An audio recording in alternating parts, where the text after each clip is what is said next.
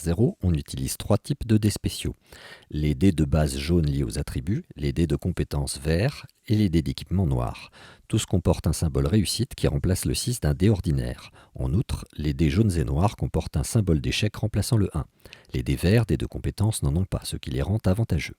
Les échecs jaunes infligent des traumatismes et les échecs noirs font perdre de l'efficacité à votre équipement, mais uniquement si vous décidez de forcer un jet de dés. C'est ce que nous allons voir à présent. Votre personnage cherche à échapper à l'attention de ghouls de la zone qui rôdent dans les environs. La meneuse de jeu lui demande d'effectuer un test de furtivité. Si votre personnage a 4 en agilité, 2 en furtivité et un équipement de camouflage qui lui donne un bonus de plus 2 en furtivité, il lance 4 dés jaunes pour son attribut, 2 dés verts pour sa compétence et 2 dés noirs pour son équipement. Il a obtenu un 6, une réussite. L'action est donc réussie. Les 2 1 ne comptent pas.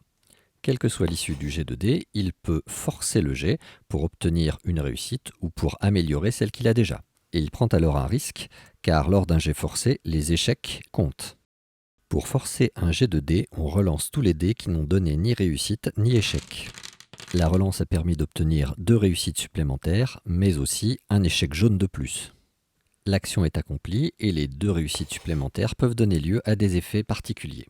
Chaque échec obtenu au dé jaune inflige un traumatisme à l'attribut utilisé, ici l'agilité, mais octroie également un point de mutation. Quant aux échecs obtenus au dé noir, ils réduisent de 1 le bonus accordé par l'équipement que l'on a utilisé. L'action est réussie, votre personnage ne se fait pas repérer.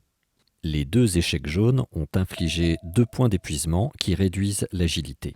L'effort a épuisé votre personnage. Cependant, il a obtenu 2 points de mutation qui lui permettront d'activer ses pouvoirs, son meilleur atout dans le monde de Mutant Year Zero.